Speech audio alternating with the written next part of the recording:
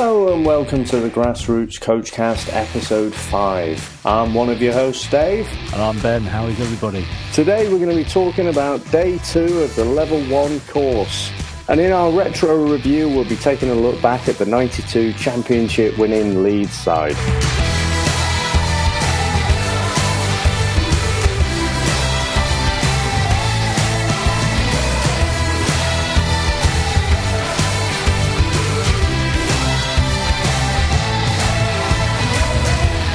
So, Ben, this is episode 5. This is our first mini milestone. It's our wood anniversary, if you like. So, yes, congratulations. Yeah. So, how's it been going this last week?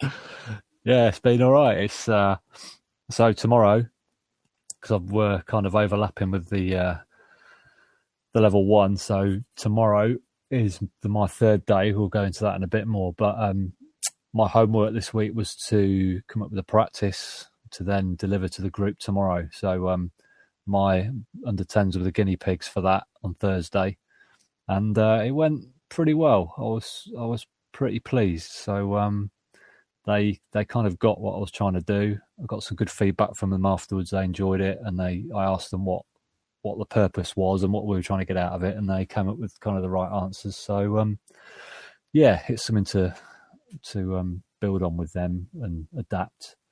The main premise behind it is in possession and kind of decision making in the final third.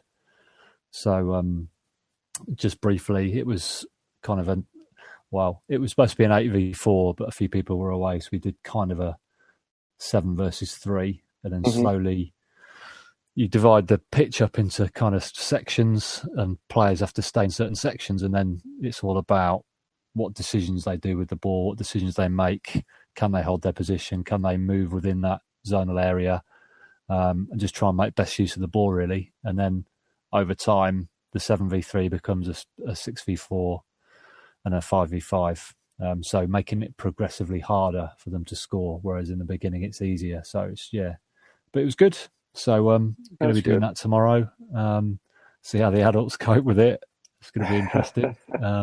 But again, I was a bit worried about, is this the sort of thing I should be doing? But in my mind, I know why I'm doing it, and I think it was beneficial. So I think I can go with some justification tomorrow. And I think the fact it's layered and it builds up a little bit is kind of hopefully what the tutor's after. So hopefully it will show my planning expertise or technique or whatever. And it was good. So we've got a friendly game tomorrow. So it was just to get the kids out. Most teams didn't train this week, so it's half term, but we've got a friendly tomorrow. So I wanted to give them a run out and get them prepared. So, yeah, all good. How about you? How's your week been? Yeah, I just before we get onto that, though, so how did it go? Because I think last week you were saying it sounded like a bit more of a frustrated session where people were booting the balls, trying to lay off the short passes and booting the ball away 20 yards. Well, funnily enough, initially when I arrived, it was a bit like that, but I took some tips on the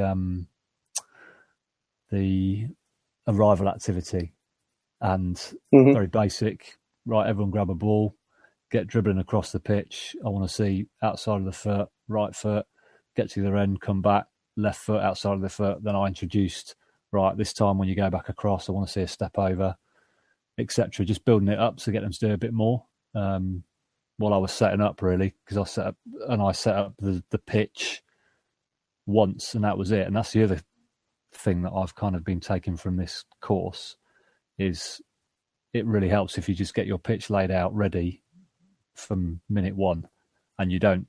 And I've been guilty of trying to relay the pitch in between practices, and it's a disaster because that's when the kids start booting about. Yeah. But it was great because I could just go, right, pitch is ready. Now we're going to move into this.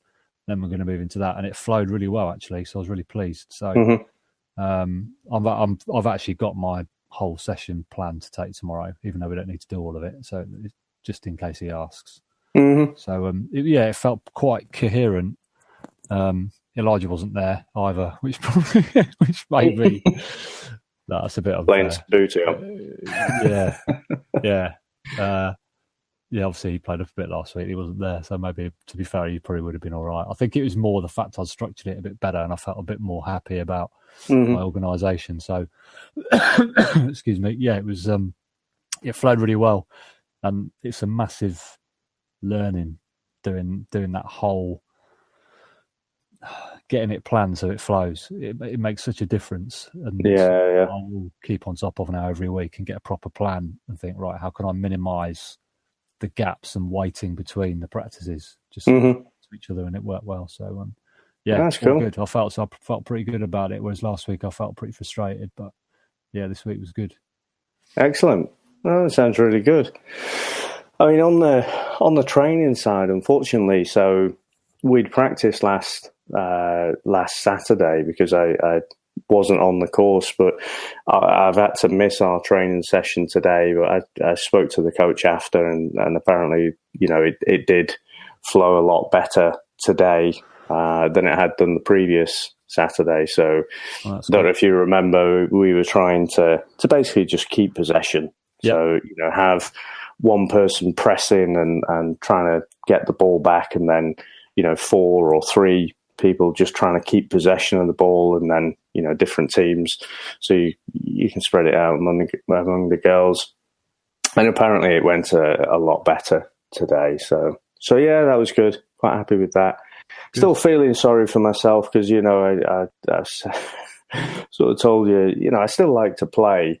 And then I took a fair old whack on the Monday night game. And, we're still of that generation, aren't we, where you can't let someone know that it really hurts. So the most you'll let loose is like right, yeah. I'll run it off. And then just over, well, as soon as I got back home, it was like I had an egg on the inside of my shin. And over the week, it's just gradually, the bruise has filled out nicely. And I sent that picture to you before. It's like, never had anything like it. It's we need to share that. We need to share that picture on the Twitter feed, I think. Yeah, share war wounds and stuff. But like I say, just, of course, the missus is no sympathy whatsoever, so you're too old to be playing. So, but yeah. Anything interesting from the news this week? It's kind of difficult not to talk about the Liverpool results. Yeah, obviously, I did enjoy watching us play on Wednesday. It was a pretty damn impressive display. Yep. But it was an odd game. First 20 minutes were pretty dull, actually, and then all of a sudden, sort of exploded into life, and they just couldn't live with us, really. Yeah. I just think you play. I wouldn't even say they were overly attacking, but it was a big pitch, and obviously once we got the first goal there to try and get at least something out of it, and we just picked them off. And we could have had a lot more, really, but yeah, it's another scintillating attacking display, which was great, and I think we should be able to breathe easy in the next leg. Yeah, I would think. Even me, my most pessimistic, is pretty confident we might go through. I think I'm even a level above that pessimism, aren't I? Usually in our exchanges, but at 5-0, I'm pretty sure we're pretty much there now. Paris Saint-Germain could have probably said that when they were playing Barcelona, couldn't they? This is the thing. I think this is a different kettle of fish. Yeah. Interestingly, I think we've got Man United the game after that one, so there's got to be surely a bit of rotation. Give Danny maybe a couple of other players, because let's face it, we're not going to lose 6-0 or 6-1. So bar disaster. So yeah, it'd be good chance to breathe easy, and hopefully Man United will have a tougher game. Yeah, after and Wednesday. Of course, I mean the English teams they're all doing pretty well, aren't they? I mean Spurs, that was a cracking result for them, to be honest. I watched the Spurs game, and it was the first 15 minutes they were all over the place, and then for the rest of the game they absolutely battered Juventus. It was unbelievable. It was so impressive to watch. I mean, they should have probably won the game, to be honest. Yeah. Obviously Higuain missed that penalty at 2-1, which may have made it a bit different. But yeah, Spurs were pretty impressive, I've got to say. So I would be very surprised if they get knocked out.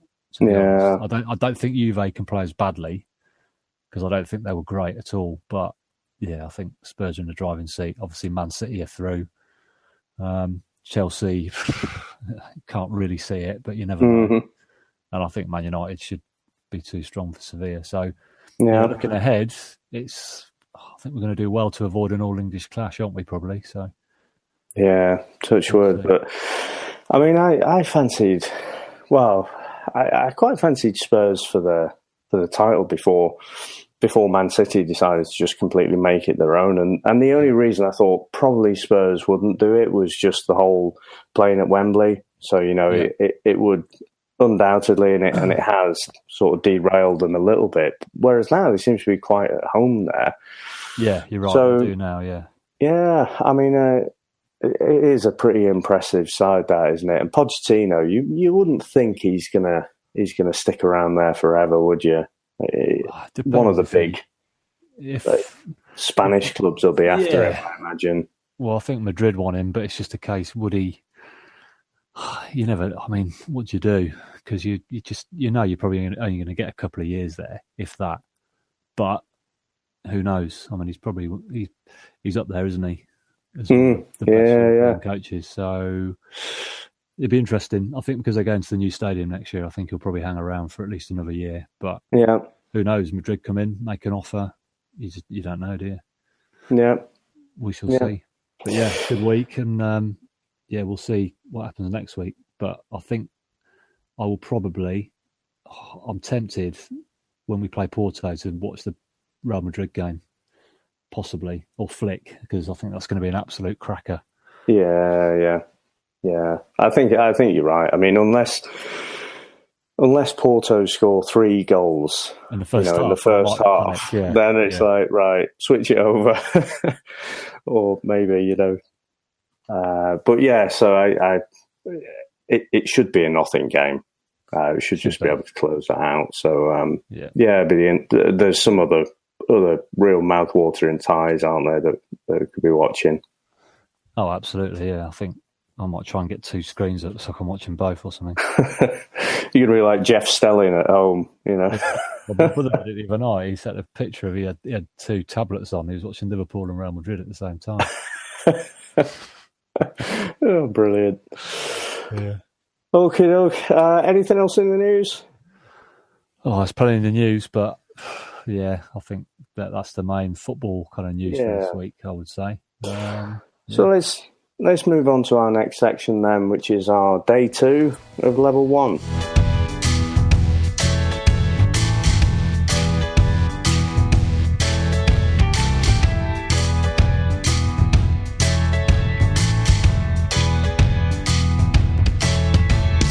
Okay, so Ben, how did your day 2 start off, and what did you really tackle in that morning session?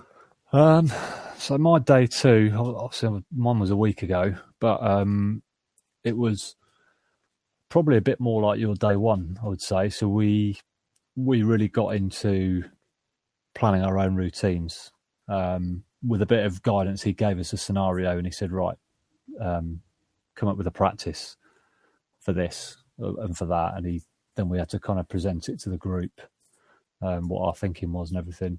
So it's kind of tricky. He was showing us kind of video clips of England games, and he'd kind of stop it and he'd say, right, there's a player with his back to goal, sort of in midway in his own half, who obviously was surrounded by a few defenders, and he would have liked to have turned. And he said, right, come up with a routine in possession, how you're going to get this guy to turn.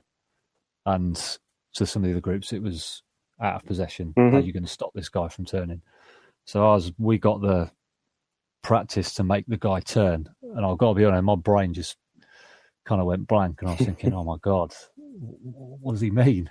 Yeah. And I found it quite difficult, actually. But in the end, we sort of cobbled something together and got all the sort of principles in there for being in possession. But again, it kind of, my inkling is to overthink it and make it probably more complicated than it needs to be. And interestingly, he came up with his own interpretation of what he would do. Mm-hmm. And he kind of just zoned off some bits of the pitch, and he got players moving around here and there. So again, it wasn't overcomplicated what he did, but obviously his thought process was quite clear. Mm-hmm. And I think that's the thing. Whereas, like this week, when I've gone away and done my own practice for knowing what I want to get out of from the kids, I found it a lot more straightforward. So I actually found it harder when he gave us a scenario. For some reason, it might have just been put on the spot and having 20 minutes to come up with something. But yeah, it's not much time at all, is it? No, it's not. And on our table, most groups have got 4 people on their table, and we've only got 3. Mm-hmm. And one of them's not. He's a sort of young kid, and he's not got any coaching experience, so he finds it a bit harder to contribute. So there's only really 2 of us doing the idea. And the other guy I sit with, he kind of manages the team, but they've got a designated coach at his club who comes up with all the routines. Mm-hmm. So he's obviously he had some good ideas actually, and we had to do some other practices between us, and we kind of got there. But yes, it was quite classroom heavy. We were only out on the pitch for probably an hour and a half. And again, this is where I got the idea for this week, building up the session, laying everything out immediately, and then you develop your session around your layout of the pitch. Mm-hmm. And it was really interesting when he did that. So he just set out this big pitch, and he got us doing these very simple things to start with. And he just built it up. And in the end, we were doing like a 5-on-5 game, but it just started out with simple dribbling, and he introduced it. And it was really interesting how he built it up. So I got a lot out of that.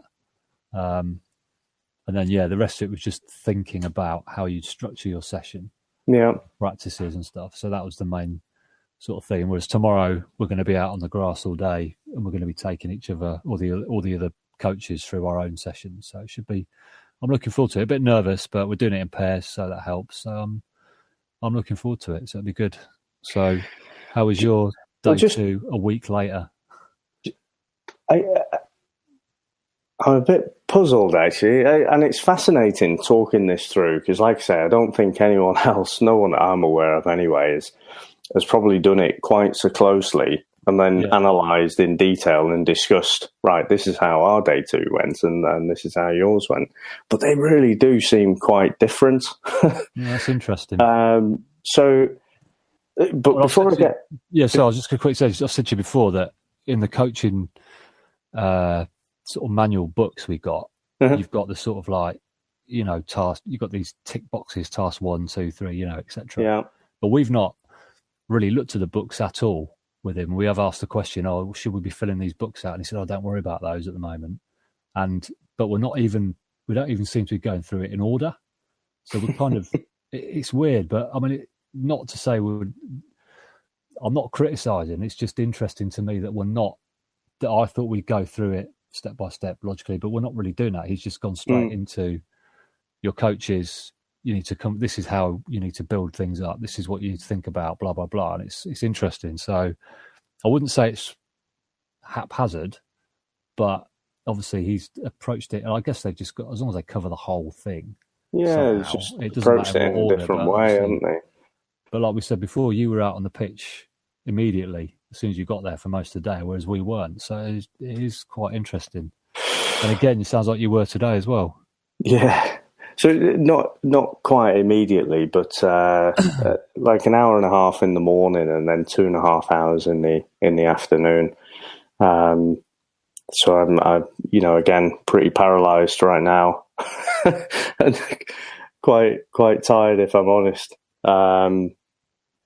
But yeah, so I guess they're still trying to get the essence of building those sessions across to us, but just like I say, approaching it in a different way. The thing I was going to ask, silly little detail, who were England playing on the video? Well, we watched some of them playing Germany when we won 3-2. Right. In Germany, but for the practices he was getting us to do, you couldn't tell.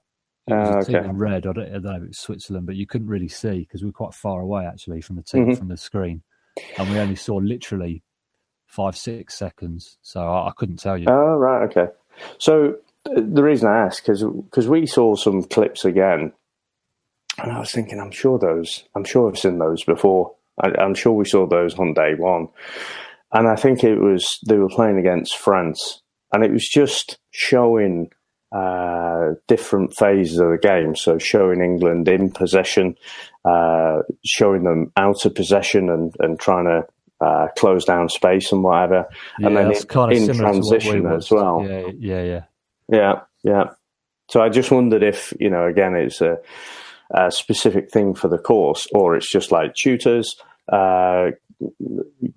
show something on in possession, out of possession, and transition, and then they go off and find their own particular clips that they want to use. But we were watching clips from the England team, the England ladies team. We saw some from the some grassroots games, some youth games. So it was different then, because ours is all England games. Right, okay. So yeah, it's interesting then. So that was was that in the morning? Was the morning session designing and then in the afternoon working it through and explaining it? Not really. Morning was. I mean, we only went out in the morning just before. Well, we went out about 11:30. We stayed out till about 1. That's the only time we were out. But before that, it was watching the clips and thinking about. And that's when he was saying, right, you've got to come up with a practice for this scenario. Then again in the afternoon, we had to design another practice. I can't remember what the specifics were. It was kind of just an in possession practice, just a generic in possession. Come up with anything you want, sort of thing. Yeah. So just a lot of that really. And he was just talking to us about how you build up that practice and what to think about, and have you got the England DNA in there? Have you got all the principles for being in possession in it? So yeah, it was just a lot of that. I can't really elaborate much more. And the day I wouldn't say it dragged, but it felt quite a slow day because we didn't go out much. Right. Okay. Whereas I think tomorrow, because it sounds like we're going to be out pretty much all day by the sound of it. It should be. And the first day flowed pretty well as well, so we were out for a lot longer. We went out a couple of times with a break in between, so it broke the day up. Yeah. Whereas last week it was pretty much 80% in the classroom. So we'll see. We'll see how tomorrow goes. Yeah. So we started off, and I guess I started off slightly on the back foot because on the first day I turned up like 8:30, sat in the car waiting. Supposed to kick off at 9, but made sure I got there really early so I didn't know where it is. Where I took a bit more of a chance, and I think I got there about 3 minutes to 9. So just had time to get there, get a coffee and whatever, and sit down. Is yours 9:30 start? 9:00. Oh, is it? What time do you finish? 5:00. Right. Oh, yeah, go on, what's yours? It's supposed to be 9:30 to 5:30, but last week was 9:30 till 4:30. Oh, that's all right. Yeah, well, he just said, right, homework, go away, do this. You can have an early finish. So, yeah, crikey. I think the first day we finished early as well. So, no, we're definitely getting. I mean, we're out on the pitch, so it's not really. No, exactly. It's not like brain work, is it? You're just playing football most of the time. I mean, you are trying to think about it, but I'll get on to the sessions, because we ended up doing the sessions again. I mean, it was very, very similar to the first day. So we got there and we're sat down. So sorted myself a cup of tea and whatever, and then you straight into it. So he's trying to. I guess it's not an icebreaker because you've met the group before. You know people, but probably it's 9:00 on a Saturday morning, so everyone's probably not feeling on tip-top form, but the instructor's full of energy, and he's like, right, get up and write down if you've delivered your practice session, write down some things and go and speak to other people about it. And then he give you like 30 seconds to a minute to do that, to go to someone else, and discuss how your sessions went, and then he'd say, right, change, and you're changing again. So, you're back into that icebreaker sort of territory where you're going around and, trying to look at, we didn't have name badges, but you know what I mean? It's like, just reminded me of those corporate functions, like where you're just trying to go around and meet people. So yeah, and then he was asking about, the homework. So this is again where we differ a bit. So he was saying, right, you should be up to task 4 in your books, which is about page 49, I know now. And I'm kind of sheepishly looking round, and I was like, well, I did write everything down for the practice as we were supposed to. We executed the practice, planned the review and all that. Yeah. But that was like task 1. I didn't realise we were supposed to do 2 and 3 as well. And he said, ultimately, I don't care if you've not done it. This is the stuff that you put in that book is for you. It's your review stuff. That's interesting. That's kind of how I perceive that book as well. Yeah. Have to fill everything out before he signs it off, sort of thing. But yeah, carry on.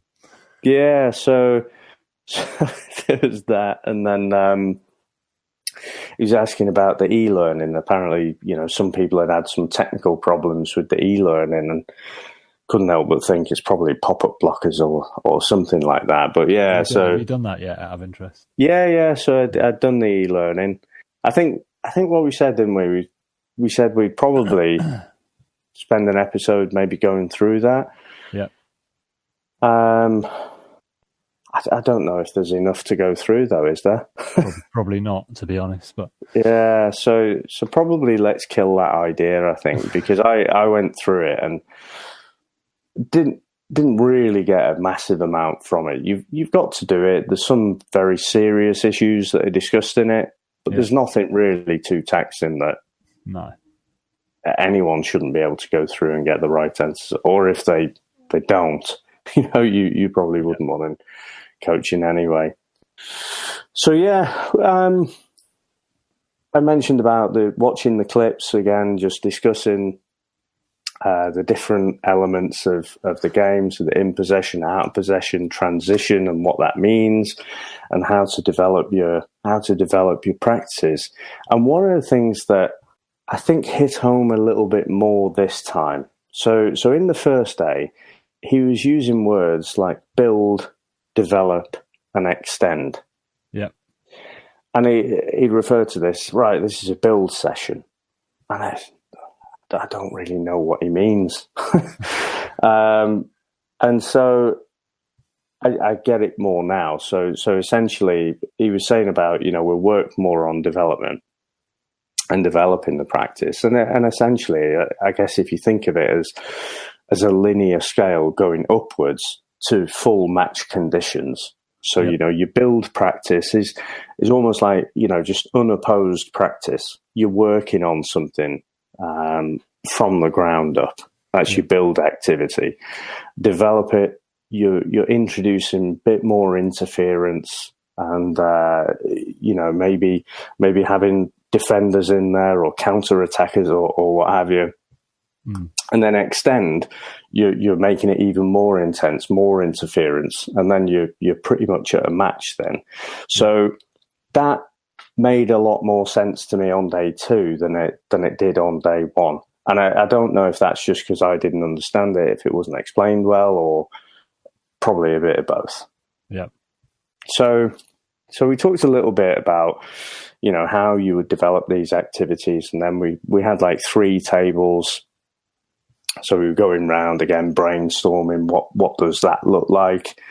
So it was handy for us that we had 3 tables, because that's your 3 phases, isn't it? Yeah.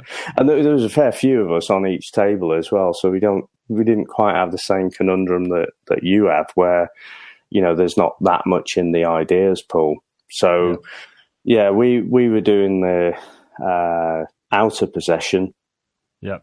And so I was struggling a bit more with that one, so in possession and transition, I think you can be creative and, work on passing, dribbling, all of that. Whereas out of possession, you're just talking about pressing, you're talking about delaying, people as well, and just found that a bit trickier to brainstorm. Well, what are the elements you really want to pull out? Yeah. But yeah, so we did a bit of that, and that took us through the morning session, and then we had a break about 10:30, and then we went into straight back out on the pitch. So the instructor just took us out, and again he took us through a develop training session, which ended up being for an hour and a half, and it was a good session, and again I was chatting to the guy after. I said it's almost, it feels like like a stand-up comedian, and when they're getting heckled, and then they just come up with something really, really quick. Well, they haven't just come up with that there and then. What they have is a massive library of comebacks, and they can very quickly retrieve the right comeback at the right time. And I think it was what he was saying was, again, it was a great session and built up from something very simple going to more and more complex. So it was all around dribbling, and then a bit of passing as well. But I'm not really doing it justice there. But he just layered on the complexity until you were almost in match conditions. So and it was really quite competitive. That's what I said earlier. I mean, that's kind of what Pete did last week. Laid these cones out, and he's like, right, just get a ball, dribble to a cone, inside your foot, outside your foot. Then he stopped us and said, right, now roll the ball under your foot. So it was all just dribbling. Then he was like, right. And then by the end of it, we were doing a proper 5v5 sort of game situation. We had to hit these cones, but he kept he kept making us all through it. He was like, right, instead of passing the ball, I want you to hold on to it for 5-6 seconds, use your body, Then he was like, he was just really clever that he said, right, all the things we did at the start, rolling the ball under your foot, overs, I want you to introduce that while you're doing the game. So he sort of went full circle back to that, and it was really clever. And I said to him after, I said, how long would you do all that for? Because we're only doing it for 20 minutes, half an hour. He said, that'll be an hour. He said, that'll be an hour's session, which surprised me initially. But I thought, well, actually, having done my session on Thursday, easily an hour. You could do it for much longer than that. So it was really clever. It's not, and he kept saying, he said, what you guys haven't got that you will get is experience. He said, I'm using my experience to put this together. He said, and you'll learn that over time. He said, I've been doing it for X amount of years, so I know what I can draw on. I can adapt my session to do this, to do that. He said, and you will get it. He said, and you all seem, he said, you're already exhibiting that you're bright and you've got ideas and stuff. He said, that's what it's all about. He said, there's no right or wrong answer. He said, but as long as you plan it and you've got a structure and you like you said, you develop it and build it up, it works really well. And it's a real, I mean, if I hadn't done this course, I never would have thought about that. I'd have just kept doing haphazard drills and calling them drills instead of practices. And so being any coherent, probably there would have been a bit of a theme to it, but not the way that he's sort of showing us. Yeah. So just to elaborate on that point, so you'd mentioned to me in the week, hadn't you, that your instructor made a point that we don't call them drills, know, and I said, ours didn't seem to have an issue. I don't remember anyone saying the D word, and today, he made quite a big point of it, and he was saying, these are practices, because that's what you're doing, you're practicing.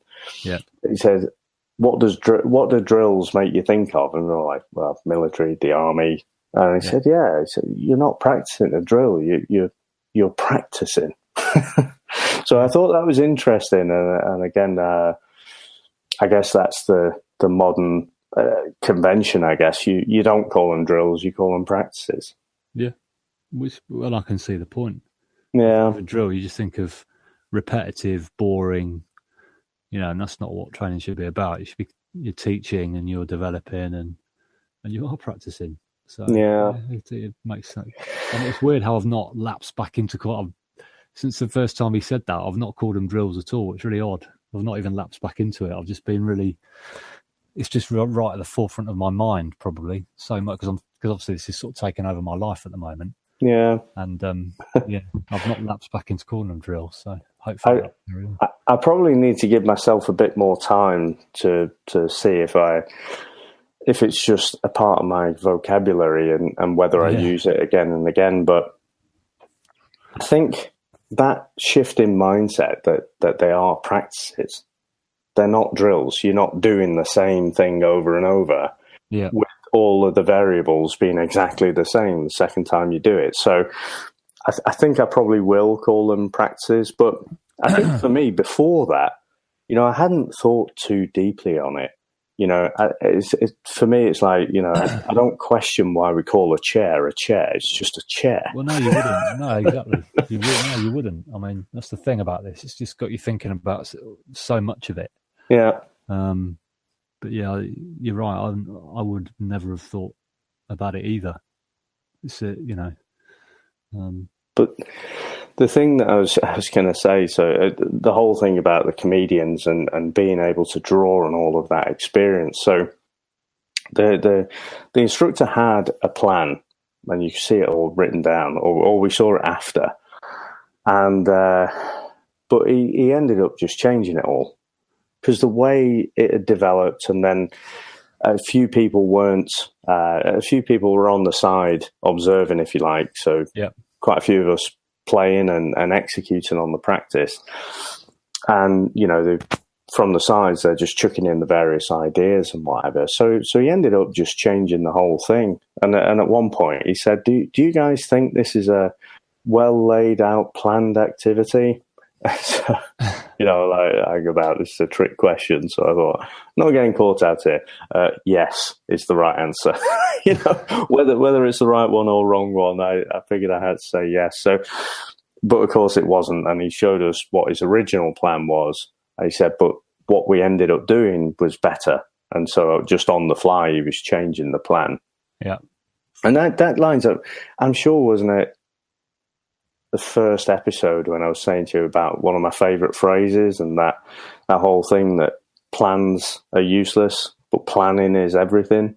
And all he'd done is really, he had a plan, but then he replanned based on what he was seeing at the time. So I thought that was an unintended lesson to teach, but just seeing someone with that much experience do that as well, it's pretty impressive and again, something to take forward. That's the experience thing, isn't it? You've got that experience and you can just quite easily adapt to practice based on, people might drop out, people might not be performing, and you think, oh no, let's try this. That's the skill, isn't it? Tapping into that massive breadth of knowledge that you've got. Mm-hmm. I tell you, I forgot a couple of funny things from the morning session. So when we're talking about you got the three tables and all talking about in possession, out of possession, and transition. I can't remember how he got to it, but he ended up talking about in possession and talking about, bringing the ball out from the back and overloading the midfield. So, adding in to that midfield there. And he was saying, so who's a player, who does that? And I know he's, you've got a fair age range on the course. And I'm thinking, right, think of a Premiership player. And I literally could not think of one at all because all my inner monologue was saying to me was Alan Hansen. Alan Hansen. And then stop thinking of Alan Hansen. Nope, it's just Alan Hansen. I'm like, oh, come on, man. Just. And then someone said John Stones. And I was like, oh. Yeah. Should have said that one. Yeah. I would probably said Rio Ferdinand. Well, I think I did say Ferdinand because we were. Oh, someone said Van Dijk, and he was like, "Oh, that's Liverpool." Yeah. Well, that's true. He does. Big Arsenal supporter. Yeah. But no, that did make me laugh, and I thought, I'm sure he's looking for something a bit more modern than Alan Hansen. Yeah. But the other thing that I remember from the morning session, again, I can't remember exactly how he got there. Completely different from what I was just talking about, overloading the midfield, but he was talking about those different personalities and just managing the kids as people, not players. Yeah. And that was it. He was talking about pressing. So who presses the ball? In fact, I'll ask you the question, see if you come up with the same answer. So if we've lost possession, who presses the ball? If you've lost possession, yeah. Don't overcomplicate it. Well, it depends where on the pitch it is. Whereabouts on the pitch? So usually you say the person closest to the ball. Well, yeah. I was going to say striker, but it depends where it is on the pitch. Yeah. But if you lose it in midfield, there's still someone close to it, isn't there? Yeah. And he said the other thing that people say is the person who lost it. That doesn't really work if you've made a cross-field pass, does it? I can't believe somebody would say that. Yeah, well, apparently people do. So you lost it, go and get it. Yeah. Now stop trying those raking passes. Yeah. So no, I thought again, nice little simple message there. If you're the closest player and we've just lost it, try and press the ball quickly. Well, it sounds like a trick question. That's kind of almost obvious, isn't it? The person nearest the ball, but yeah. To us, it's obvious. And it's like a lot of things, isn't it? It's obvious when you say it out loud and when you think about it. Yes. But when you're getting into complex, you're trying to think of these different scenarios and where could you lose the ball? We can lose the ball anywhere, can't you? Yeah. I thought it was a beautifully simple way of putting it. But that's not the point I was getting to. He was saying about, well, what do some people do?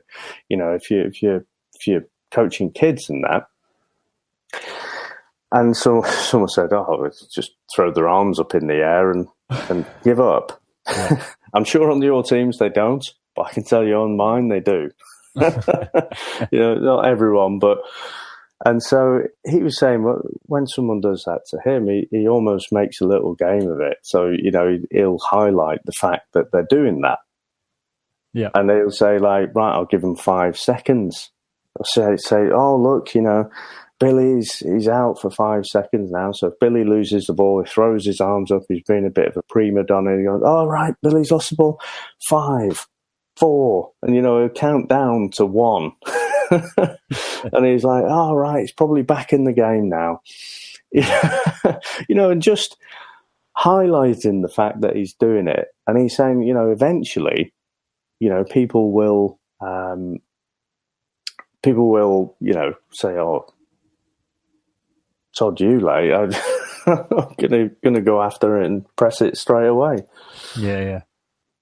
So I thought that was an interesting way, and it's just one real practical example of something that you could maybe think about doing. But just that idea of, if someone's been let me say, exhibiting behaviour that we don't want them to exhibit, to try and tackle it in a, not an authoritarian way, but not shying away from it either. Yeah. No, absolutely.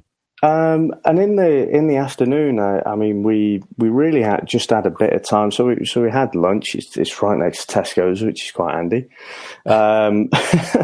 So we had lunch, and then as soon as we came back, the pressure's on then. So we had to do our development session. So in the first day, we designed and executed the build session. Yeah. And we were locked in as well. So, you're developing based on the build. So whatever you chose on the first day, you had to build up on the second day. Yeah. As you develop. So you're trying to introduce, the interference, the defenders and what have you. So I felt a bit of the pressure there. And the chap who I was working with, I think we were both struggling initially to think, right, well, because we had quite a nice build activity. And I can't remember if I described it to you, but, kind of a square within a square. And we had people going from one corner of the square. So you've got all your cones laid out. They have to go through the little square and round another outer cone to get a point. Yeah. Now, what we were thinking of doing is sticking a defender in there. Only we'd done that in the morning session. So it's like, well, we can't really do that because, it's just a bit like copying. Now, I don't think it'd really have a massive problem with it if we did, but we decided to shy away from that in the end. And we went with just a few more dribbling-based activities, but with introducing defenders and then increasing the amount of dribblers and decreasing the defenders, and then increasing the amount of defenders and decreasing the number of dribblers and stuff like that. So it went quite well in the end. But again, you've got a little bit of time and you're brainstorming and trying to figure out, oh, cracking, what can we do? And so, yeah, we had another 8 sessions, and you had to write down your time slot in the box. So I just legged it up. You're supposed to write down the time slot, the topic that you're going to cover. So I was just like ball mastery, and the England DNA message. So you can see people agonising about, what's the DNA message going to be? So I just ran straight up to the board, stuck us down at number 5. Almost right in the middle there. I thought, right, I'll fill in the rest of it after, but I just wanted to have our time slot locked down, so we could see a few sessions, but not be, in the last few sessions. So yeah, that was good. And again, all of the sessions, I'd have to say, were really, really, really creative. And again, working on in possession, out of possession, creating all these well thought out little games, and there were no goals.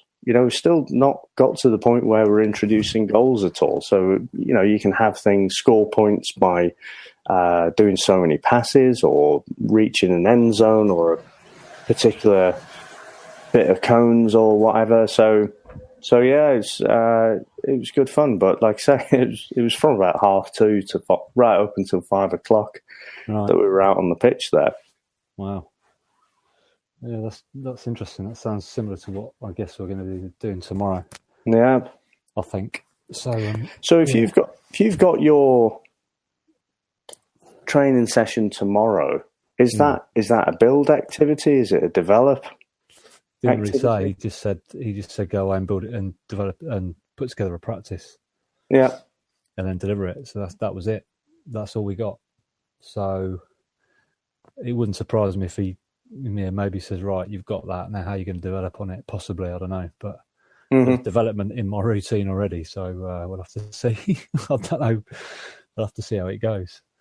Yeah. Well, like I say, I think, for me, I'm probably oversimplifying it. But, if you've got some sort of defence in there, some sort of interference, then it's probably more development. If you've got none of that, it's probably a build. So yeah, at least if you can talk to it. Yeah, well, there is a bit of interference in there and a defence. So yeah, we'll see. That's all we had to go on. So it's kind of yeah, like I said, it's a bit different to how yours is going, but we'll see. Yeah. Interesting. I'm looking forward to it, but I may just go first, throw myself into it if he asks. Yeah. Come on, let's just do it. Get out of the way. Then everyone else can nick all the good and all the bad bits and not do them in theirs. There is benefit to going early, absolutely, because I was laughing with some of the lads there that, once you've done your activity, you can just enjoy being part of the other sessions and joking around, grabbing bibs and whatever. It's just good fun from that point. But the earlier sessions, you've got half a mind on on doing your own session as well. And because I think when we left the classroom, so ours changed quite a bit while we were laying the cones out, because we'd brainstormed and we just weren't that happy with what we'd done in the classroom. Yeah. So when we got out there and just before the first session, we're bouncing ideas back and forth again, and then even when we're laying cones out, saying, well, maybe we'll get rid of this bit, in the middle, and we'll have them doing something different. So it went well in the end, but that was planning right up to the point where people are turning up. So, I think for the kids, I'd like to be a little bit more planned than that, but it's just a consequence of the course, isn't it? You're trying to cram so much into a short amount of time. Yeah, that sounds good. So, I'm looking forward to tomorrow. It should be quite illuminating, challenging, but we'll see how it goes. So I'm or my legs rather are hoping you spend pretty much the whole day out there, because I'm feeling you're not out there enough. You're in the classroom too much. I've already said to you, I think last week we had, the first week, I think 2 people didn't join in. Then last week, I think when we went out, we had 15. Mm-hmm. And then by the end of the hour and a half, it was down to 10. 5 just dropped out during the state. I was like, what are you doing? You were here to start with, and then they've all these people lined up on the touchline, not doing it. I'm like, come on.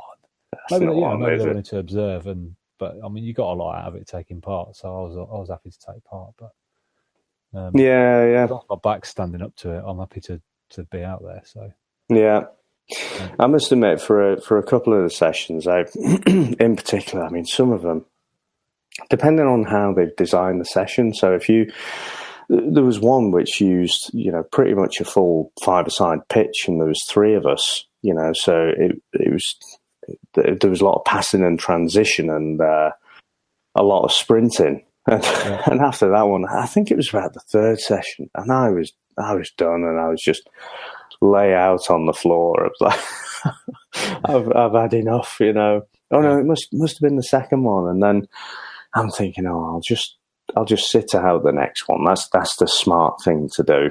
Yeah.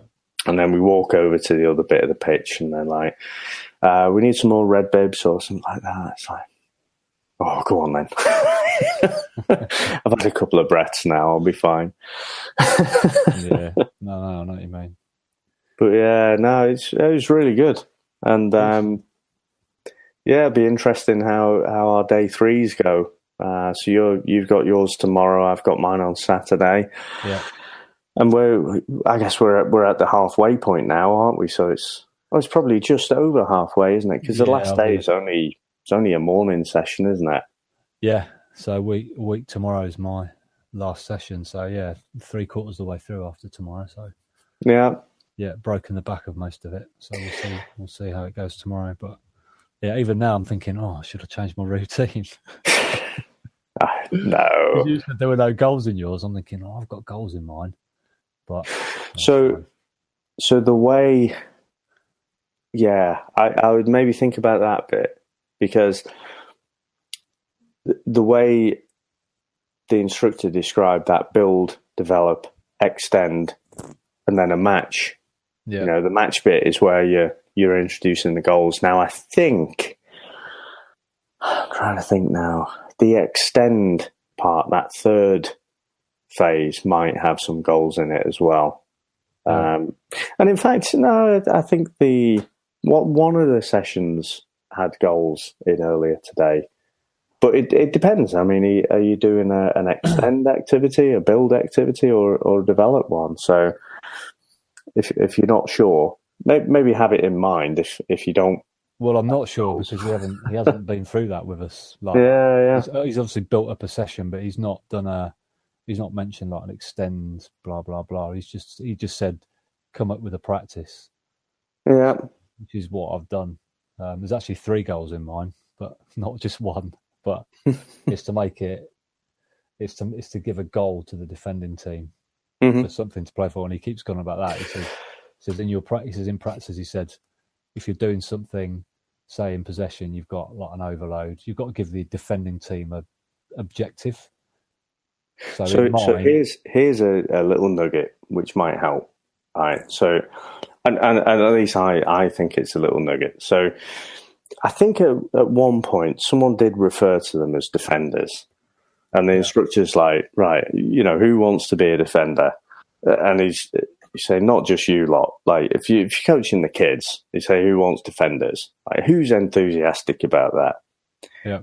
I didn't want to say, well, that's actually me, probably. I quite like defending. But he said, why do you call them counter-attackers? Yeah. And especially what you were saying there, reward the defenders. Well, actually, just call them counter-attackers. And then you say, who wants to volunteer, to be a counter-attacker? Yeah. Say, oh, yeah.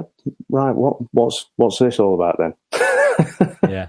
And I thought just that simple switch in words, I thought, yeah, that's a pretty good idea, that. Yeah, no, that's part of what he said. Our tutor said that quite a bit. He said, it's no good just giving, if you're doing an attacking practice, say, it's no good just having a bunch of guys trying to kick the ball out. He said they've got to have a reason to be doing what they're doing. So, yeah, in mine, there's a goal on each side of the pitch that the defending team can try and score in. So that's kind of their kind of goal. But I think I'm going to change the attacking goal to just a few cones they've got to knock over instead of an actual goal, just to make it more interesting. So take a goal out of the equation. But I'm pretty relaxed about it because, like we've been taught a bit differently to you, because we've not had that build, extend, etc. Yeah. He's just showed us how to build up a session or a practice, and I from what you've told me, I wouldn't bother changing it. That's too late. it's not like you're learning quantum physics as well, is it? It's not exactly. Like where there is an actual answer. There is a right answer, and everything else is a wrong answer. And the whole interest. I mean, the reason I'm doing the one I'm doing is because game we played a few weeks ago, our decision making in the final third was really poor, and that's why I've done this. The one that I'm doing tomorrow, because it's all about decision making and making that final pass, and when you're in possession, keeping possession. So it's very much a possession based activity, but it's just getting them to think about, instead of losing their shape when they're attacking, when to pass, when to go back, when to hold on to it, when to shoot. And that's the whole purpose of doing it. And it worked really well. So I'm pretty, if he says to me, why are you doing it? I'll say it's based on this match we played. And I felt that we could have used the ball a lot better in the front. We probably made the game a lot easier for ourselves if we'd been a bit more savvy on the ball. Yeah, it was just all about people were not passing when they should have passed in. They weren't switching the play when they could have switched it. They were shooting when they shouldn't have shot. And it's all geared to sort of improving that. So there is a logic behind it. So our instructor kept referring to that as create and combine. Yeah, it kind of probably is that, actually. Yeah. And actually before that, I think this probably went back to the morning session as well. And he was actually referring to a story where he was talking about to one of the ex-coaches for the England ladies. I think she'd worked with Mark Sampson when he was there. And, the instructor was asking her about, what's your real philosophy around the game? And she drew out this really simple diagram, pitch, couple of goals. Said, right, when we've got the ball, we want to go that way and score.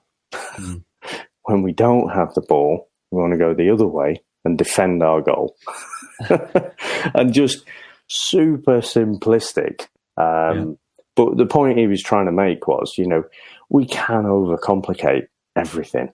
But, it's an invasion game, isn't it? We're either trying to invade their area, invade their goal, or they're trying to do the same to us. So I thought that was a nice little simple way of putting it. And he actually drew up, thirds on the pitch. So he drew the top bit and said, right, this is the defensive third, and then this is the midfield, And he said, what's this? What's the last bit?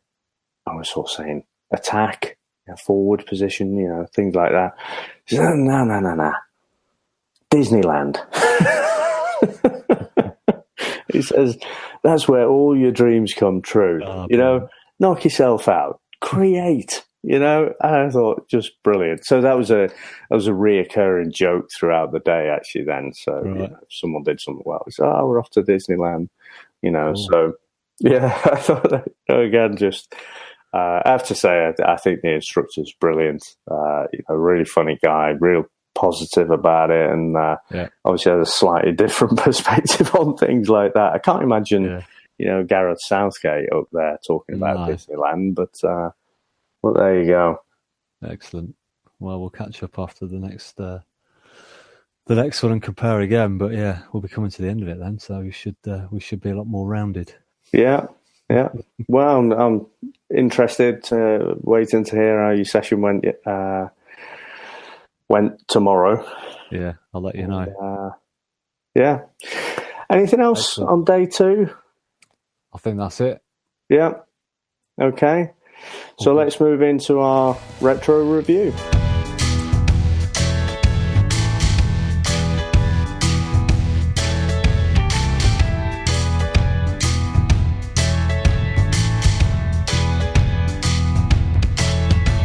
Okay, so Ben, what do you remember about that Leeds 92 championship winning side? Not much. Thank you very much, ladies and gentlemen. No. Well, I had a bit of a soft spot for that team. I used to live in Leeds when I was a kid, briefly. And the first team I ever had. I remember having a generic football top, and I got a Leeds United badge and sewed it on there, and my mum did. But I wasn't really into football properly. But anyway, I digress. So I thought, for some reason, I started taking a bit of interest in that Leeds team when they got promoted. Before they got promoted, so they were in Division 2, wouldn't it? Mm-hmm. In those days. Yeah. And I started just sort of keeping an eye on their results for some reason. I don't know why. And then when they got promoted, was that the first season they were in that division when they won the league? I think it was the second. Was it? Yeah, it was. They weren't there long, which is pretty incredible, really. But yeah, I just remember that midfield: Strachan, Batty, McAllister, Speed. Just a brilliant midfield. And I think obviously Gary Speed and David Batty would have been pretty young. Then you had Strachan, who was probably mid-30s by that point, but he was on his banana diet, so he was really fit, and he attributed it to eating these bananas that kept him really fit. That's what he said. And then probably Gary Mack was probably at he must have been then probably 27, 28, so he was probably at his peak. Mm-hmm. He was but the weird thing about it was, they didn't really seem to have a lot of pace in that team, but it was just a perfect balance. You had the sort of tigerish midfield, wouldn't mess with him, David Batty, and you had Gary McAllister, just Mr. Cultured, Gordon Strachan, just up and down the right wing, real tenacious little player, and Gary Speed just got so many goals from midfield. Just brilliant. Yeah. And then you had Big Lee Chapman up front and little Rob Wallace, and it was just a classic little and large, just great balance in that team. And they probably didn't even use that many players that year, because I remember most of them, and they probably only used 15, 16 players because they didn't have many injuries and may not even have been in Europe. So just a really good side to watch, and I just took a lot of interest in them, and I was really pleased when they won the league. It was a real, I don't know, it's hard to think back, but I just used to really, I'm also a Liverpool fan, but I always used to really want Leeds to do well. Mm-hmm. It just all culminated in that team. And it's interesting because they had a manager, Howard Wilkinson, who was kind of known for his being quite a rigid, almost like I suppose, not don't want to diss him, but a bit like Roy Hodgson. I think they're cut from the same cloth, pretty much, aren't they? Those two, old school, very old just school, very disciplined, organised teams. But they did within that team structure, they did have a lot of really, really good players.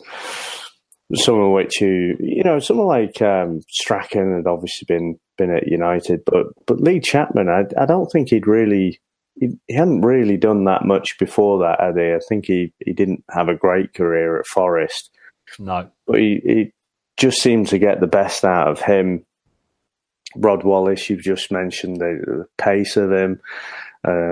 There's quite a few of the Wallaces that were around. And it's funny, I remember at the time, I just thought David Batty was just the best midfielder around. I loved his combative style, and would have loved it if we'd have bought him, quite honestly.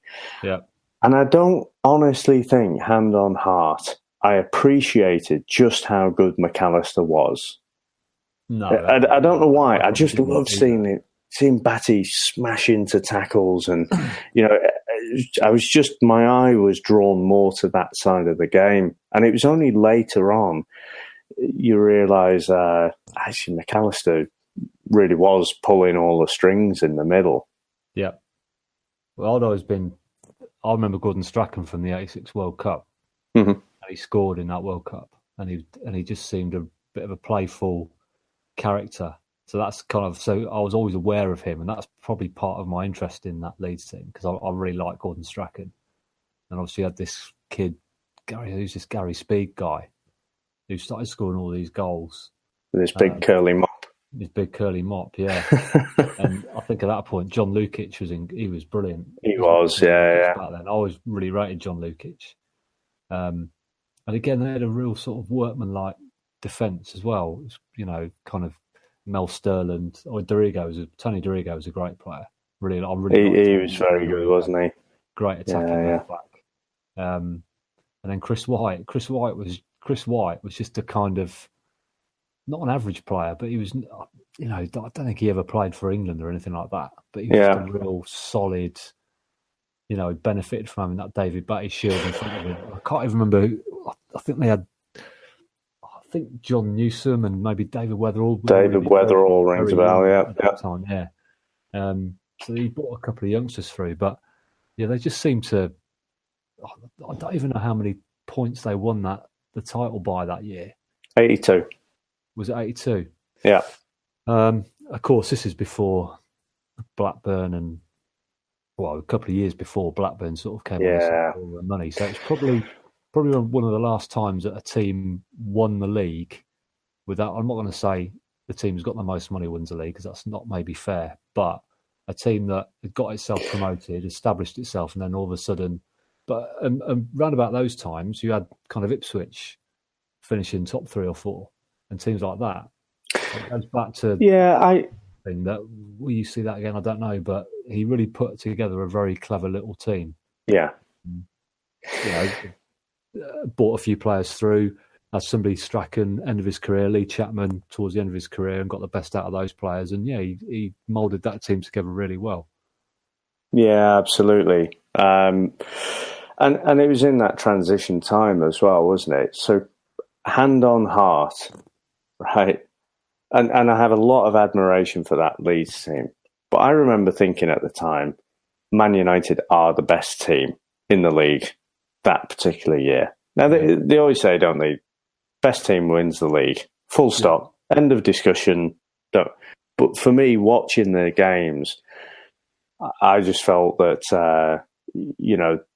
Man United were the best team, but they just couldn't score or score the important goals. And Leeds just pipped them for the title with 82 points, which wasn't really that much. No, it's not really. If you look, I guess Leicester won with something around that, didn't they? But it's normally a lot higher than that. Yeah. But I mean, I actually did. I told you I met Gordon Strachan. No, So well, I say met him. kind of bumped into him, but it was a bit of a surreal experience. So it was when he was Coventry manager, and I was away with work, and we'd flown out to Singapore on the Saturday. And then so you arrive, and it's pretty much Sunday morning, and you've got to be on site on the Monday. So you don't just want to do what your body tells you and just go and sleep for the day, and then you're awake all night. So I ended up, I think I slept for an hour or something, and then just went down to the pool. It's quite hard to fall asleep when you're swimming and stuff. So. But you're still quite jet lagged and a bit dazed. And anyway, so swims a few lengths and whatever, and then just gets out of the pool. And I'm walking back to the deck chair. When you recognise someone and you're just not quite sure where from? Yeah. Well, it was like that feeling. And I was just like, oh, you're all right. This little ginger Scottish bloke, hey, you're all right. And then, I lay down on the deck chair. A colleague was there. I was like, I think I just met Gordon Strachan. It was just utterly surreal, and the fact that not so much my stupid, thinking I knew him reaction, but the fact that he just rolled with it. He must have it. He must have that quite a lot. When people think they recognise him and just talk to him as if he's a mate, and you know him. But anyway, no, I thought I'd tell you that one. So yeah, I think I was saying about Man United not being able to score the goals that year, and that's ultimately why they didn't win the league that year. But halfway through, Leeds they took a chance on Eric Cantona, didn't they? Yep. And so he played through and was pretty good for Leeds, for the remainder of that season. Yeah, and then Cantona, I mean, how could I forget that? It's shocking, isn't it? Well, he wasn't there at the start, though, was he? That's what I mean. No, he wasn't. He was there for such a short time. But yeah, what a legend he was. Yeah, I mean, it's one of those as well, isn't it? That there's a certain amount of hindsight which will judge Leeds' decision. But even at the time, it seemed a bit daft. He came in and he was brilliant for Leeds, straight off the bat. And then, you look, and again, me as a kid watching the game, you're like, Man United are the best team by far, but they just can't score goals. And then they go, right, well, we'll give you, was it $1 million or something like that for Cantona, who's about to literally say, I think this man mountain of a bloke who's got fantastic touch. Yeah, just have him. Seems like to be fair, I don't think anybody knew quite what would happen after that. But yeah, I think even if he'd have stayed at his Leeds level, he would have still been a great signing. But actually, what he did, he just stepped it up again, didn't he? And he was absolutely amazing for years for United, and of course the year after they did go on and win it. Yeah. But yeah, so and Leeds didn't really do very well that season after, did they? They kind of really dropped down there, and then I think over the next few years they had a few players go. Gary Speed went. Batty went, and so that championship side started to dissipate. When did McAllister move on? I couldn't think, because he went to Coventry for a while, didn't he? I don't think he went anywhere else before that. So I think he went to Coventry when he was probably 30. Obviously, I used to live there then. He was probably 31, 32, I think. Mm-hmm. Because I remember at the time they got him, it was a bit of a coup, because he went there because of Strachan. Obviously, the Strachan connection got him there. I remember at the time thinking, "Whoa, that's even at that age, that's a great signing. Obviously, became quite Yeah, for a bit as well, and you could see. Obviously, he went to Liverpool after that for a bit, but yeah, I would say he was at Leeds probably for 3 years, yeah, possibly. Yeah, went to Cov 96, 97 time, probably around that time. yeah. But yeah, yeah, they seem to sort of. It was a bit like Leicester, sort of great achievement. Then it all just literally dropped off a cliff almost straight after.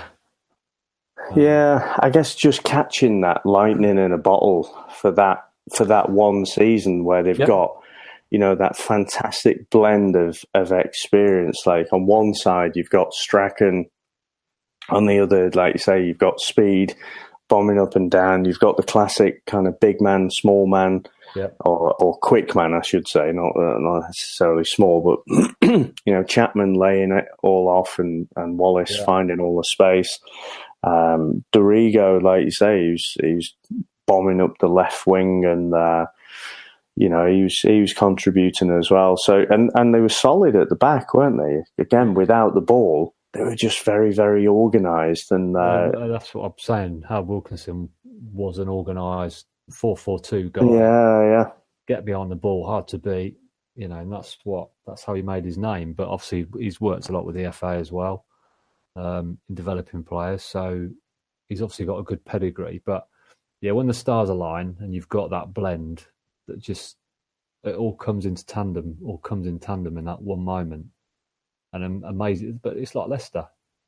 I keep comparing them, but it's you need a bit of luck. You need to not have many injuries, and if you've got players who know their job and do their job well, and have got that interaction and that blend, it's amazing what you can achieve. And yeah, I've got very fond memories thinking of that season. I even remember that was when Neville Southall did what we talked about the other week, when Neville Southall did his protest. It was against Leeds. That's right. Down against Leeds. and I guess I honestly can't remember, but I'm guessing part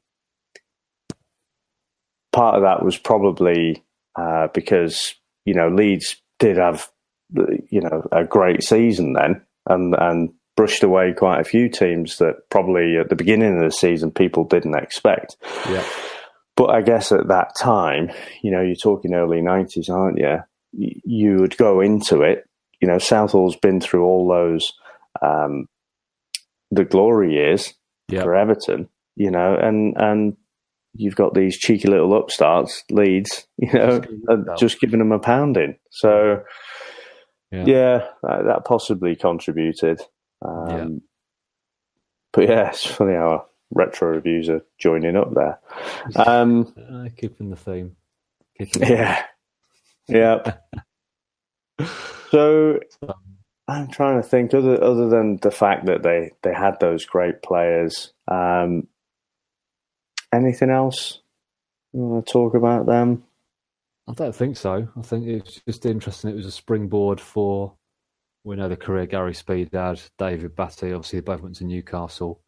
Rob Wallace had a good career as well. But yeah, it's just interesting. Yeah. Just thinking about how that became the catalyst for, I suppose, good and bad things. I mean, Leeds, obviously we know what happened after that. They sort of went into the wilderness for a few years before David O'Leary came in with all that money.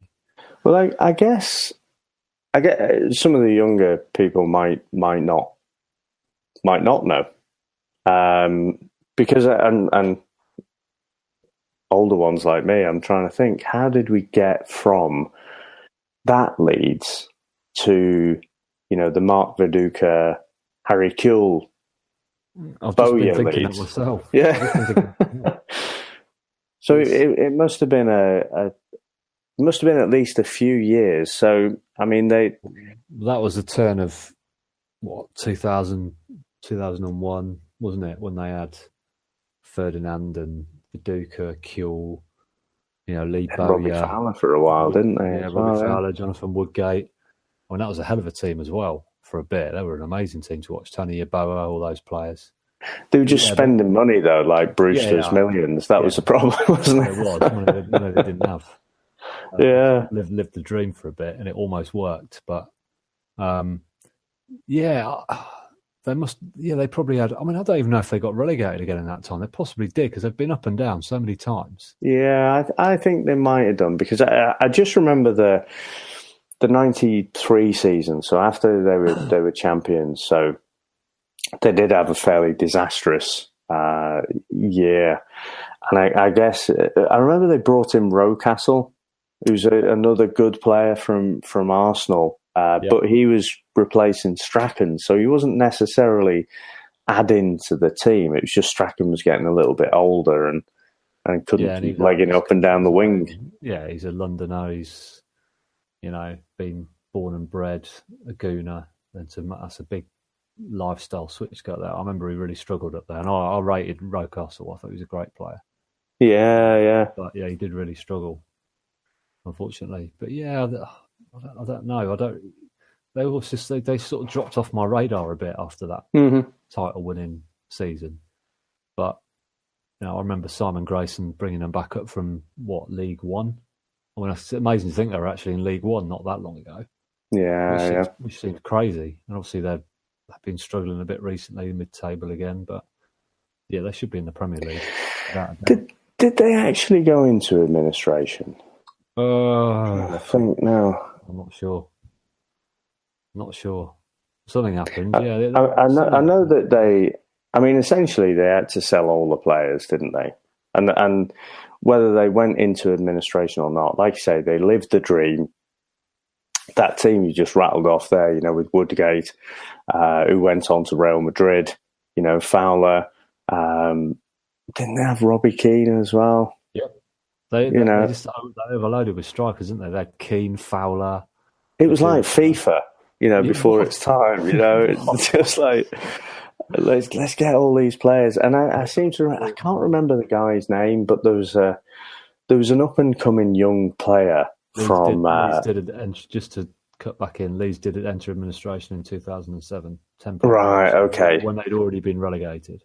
Yeah, but of course the relegation would have been a catalyst, wouldn't it? So you're missing out on all that revenue. Yeah. But nice one, Google. That's what it's there for. Absolutely. So, what was I saying about all those great players?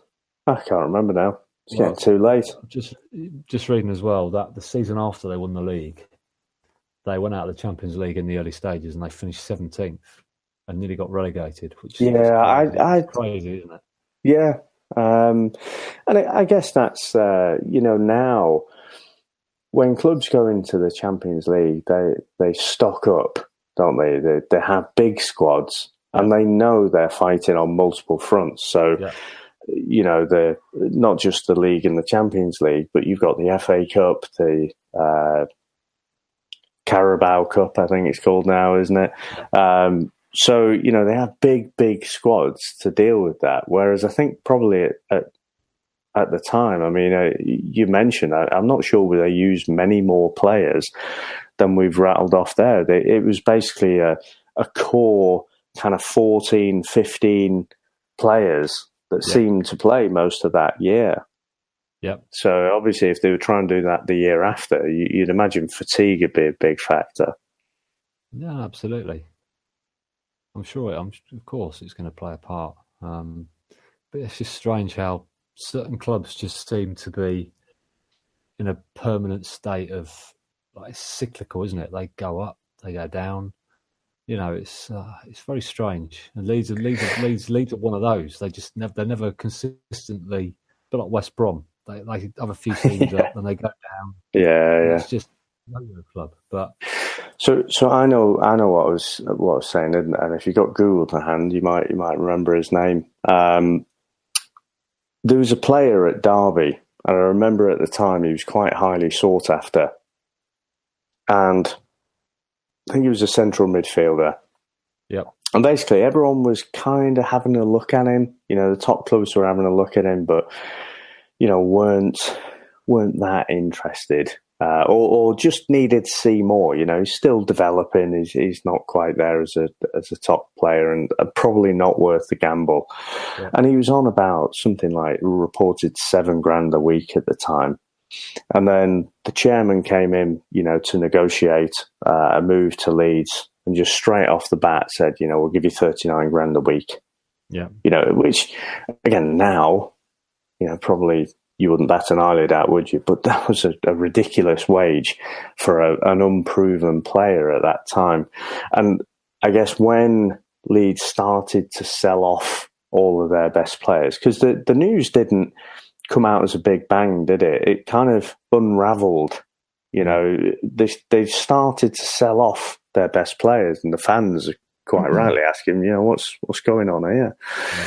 And then all these stories started to come out about, bad financial mismanagement, and it is a shame because they do add a lot to the top league when they are up. No, absolutely. But I think probably looking at what's going on there now, I'm not sure they'll be up anytime soon. But I'm sure at some point they're too big a club to remain in the lower divisions. No, absolutely. They started this season well, but they've fallen away completely now. So it's hard to see them getting up this year. But for me, until they settle on a manager and a coach, the backroom staff. Just another one, haven't they? So whether they're going to give him time. He's did a decent job at Barnsley. I hope they give him a bit of time. But if you're going to have a manager a season or more than that, you've got no chance. I think you've got a low probability of it actually coming off, haven't you? Because you're going to have each manager's going to come in, and they're going to like certain players, not like other players. They're going to have a philosophy of wanting to play, so they'll get in players that can play on that philosophy, and then someone else comes in and we'll do it again. Start again. It's like Ronald de Boer. You bring in like Crystal Palace, you bring in a coach who's got a certain style and way of playing, and you ask him to do it with Sam Allardyce players. Yeah. They give him any money to play. It's madness. It is ridiculous. That's a debate for another day, but that really drove me mad, that sacking. I just thought they gave him 3 games, 4 games? Yeah. And they wondered why they were struggling, because they brought in a manager who had a philosophy of playing, cultured possession, attractive football, and they didn't get it, and they wondered why. Madness. Yeah. Anyway. Bizarre. Like you say, that is a debate for another day, because there aren't many managers. Basically, Arsene Wenger's a complete outlier, isn't he, at the moment, as being someone who's served for a long time.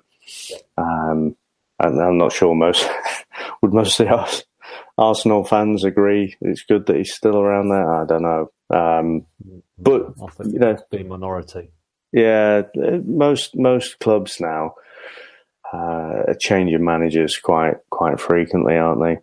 Yep, crazy. Well, let's wrap it up there then. Well, been good. You've been listening to the Grassroots Coachcast. If you do like the show, then please go ahead and hit that subscribe button on iTunes, Stitcher, or your podcast catcher of choice. And while you're there, we really do appreciate those 5-star reviews or a Go Lazzo that helps other people find the podcast. You can get in touch with us by email at grassrootscoachcast@gmail.com, or if you want to tweet us at grootscoachcast, we'd love to hear from you. Thanks a lot for listening, and we will catch up with you soon. Take care. And so that's us. Cheers, Ben.